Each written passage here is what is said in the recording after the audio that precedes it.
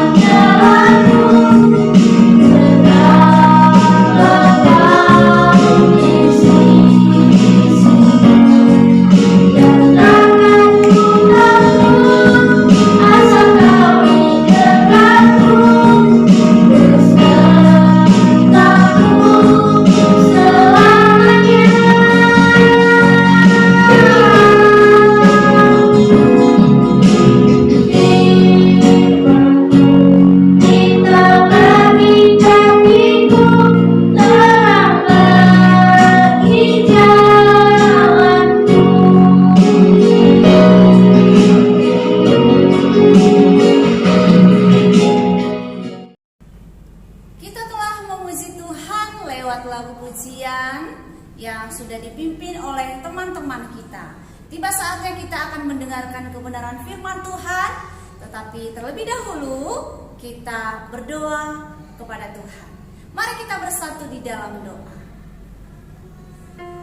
Terima kasih ya Bapa untuk kesempatan yang baik yang telah Engkau berikan bagi kehidupan kami di dalam memuji dan memuliakan nama-Mu. Lagu pujian yang telah kami lantunkan, biarlah kiranya menjadi dupa yang harum di hadapan-Mu. Bahkan saat sebentar kami akan mendengarkan kebenaran firman-Mu, kiranya Engkaulah yang menolong setiap kami, agar kami sungguh-sungguh mendengarkan kebenaran firman-Mu, dan kiranya Engkaulah juga yang menolong Ibu Guru untuk menyampaikan apa yang menjadi isi hati Tuhan yang akan kami lakukan di dalam kehidupan kami. Ampuni kami Bapa atas segala dosa kami. Hanya di dalam nama Tuhan Yesus kami berdoa dan mengucap syukur. Amin.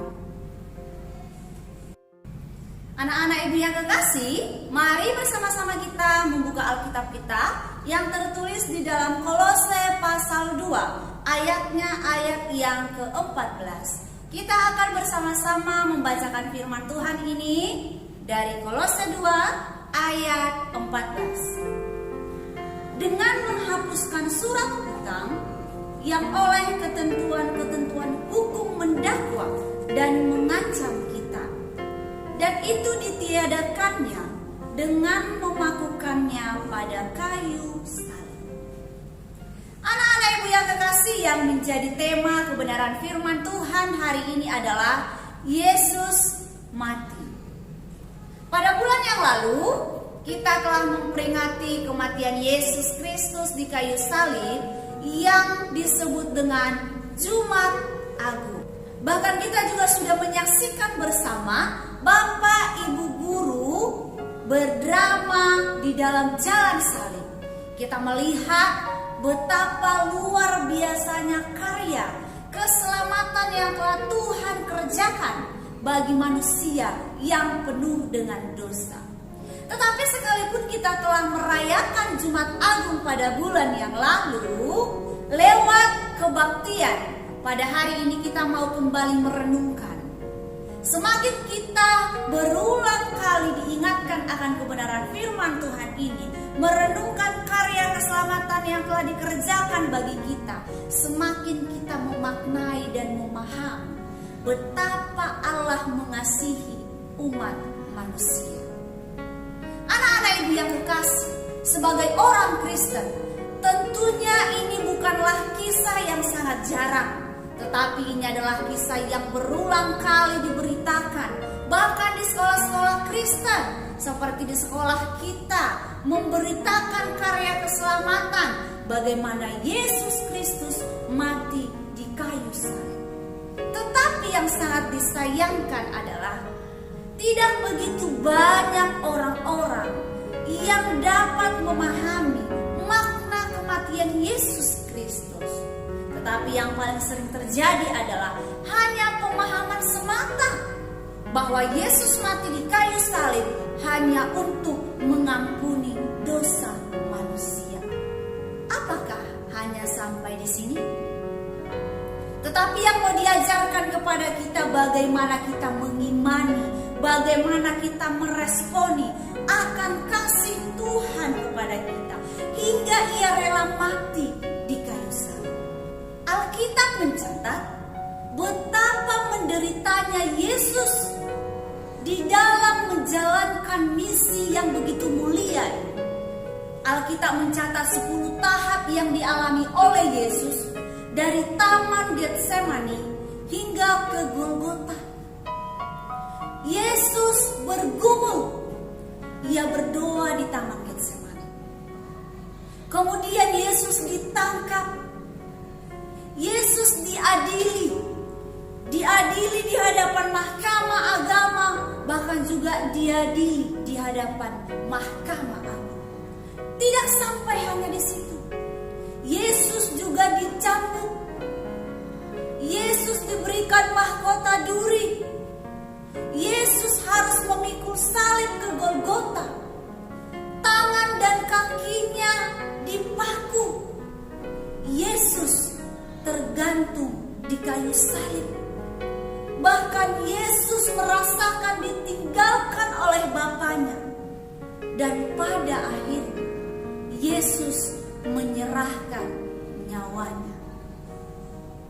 Dari setiap apa yang dialami oleh Yesus, sebagai manusia, kita sendiri pun tidak akan pernah sanggup menjalani penderitaan itu. Anak-anak ibu yang kekasih, lalu mengapa Yesus harus mati dengan cara yang demikian? Mengapa Yesus harus bermandingkan darahnya? Alkitab mengatakan bahwa tanpa pertumpahan darah tidak ada pengampunan dosa. Kita bisa melihat di dalam Ibrani pasal yang ke-9 ayat 22. Ibu akan membaca untuk kita semua. Dan hampir segala sesuatu disucikan menurut hukum Taurat dengan darah. Dan tanpa penumpahan darah tidak ada pengampunan.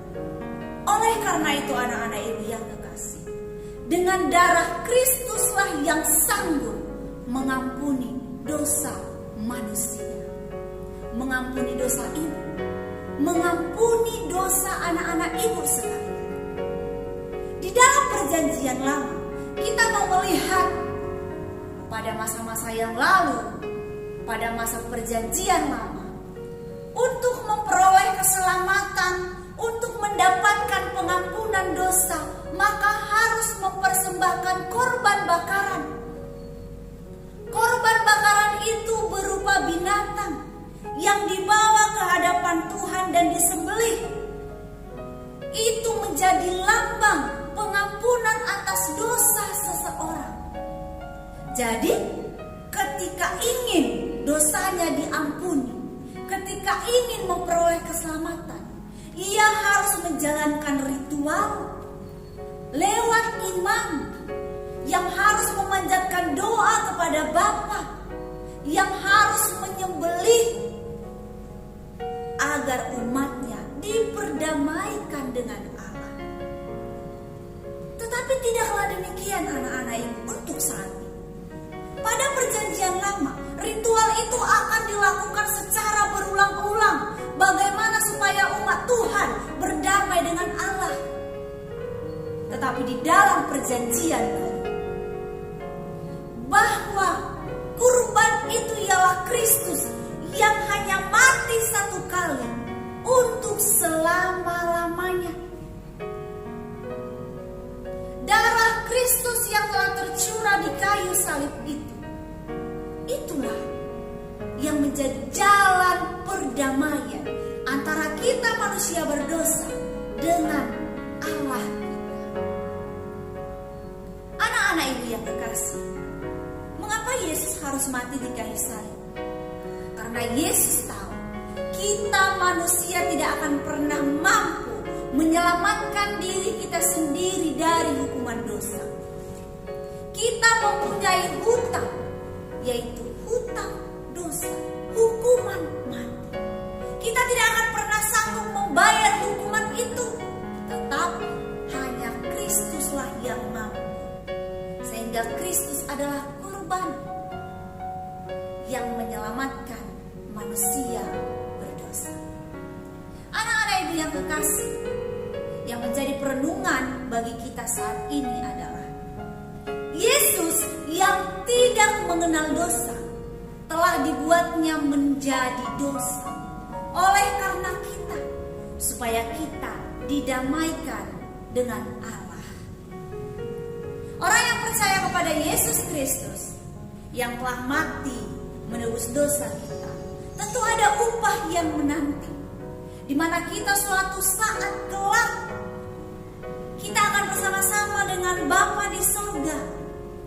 Setiap orang yang percaya kepada Yesus, dia adalah anak-anak Allah.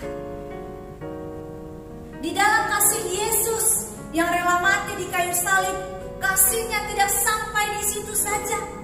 Ketika Yesus mengatakan sudah selesai, sudah selesai yang artinya telah selesai menjalankan misi penyelamatan itu, membayar lunas hutang kita.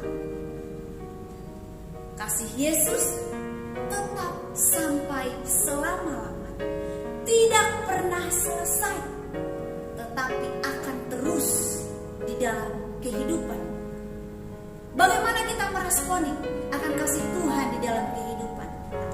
Mari untuk saat ini bukan hanya sebagai pemahaman semata bahwa Yesus mati di kayu salib untuk menebus dosa kita, tetapi kita mau melihat kasih Yesus yang begitu besar, yang telah membayar lunas hutang kita, yang pada dasarnya kitalah yang harus disalibkan, tetapi Yesus telah menggantikan posisi kita. Terpujilah nama Tuhan yang telah mengerjakan keselamatan itu bagi kita. Anak-anak ibu yang kekasih, jangan lupa untuk selalu merenungkan firman Tuhan ini dan mengucap syukur atas kasih Tuhan yang begitu besar bagi kehidupan. Yang menjadi ayat hafalan kita hari ini adalah sesuai dengan firman Tuhan yang sudah kita dengarkan, yaitu dari Kolose 2 ayat 14. Dengan menghapuskan surat hutang yang oleh ketentuan-ketentuan hukum mendakwa dan mengancam kita, dan itu ditiadakannya dengan memakukannya pada kayu salib. Amin. Mari kita berdoa.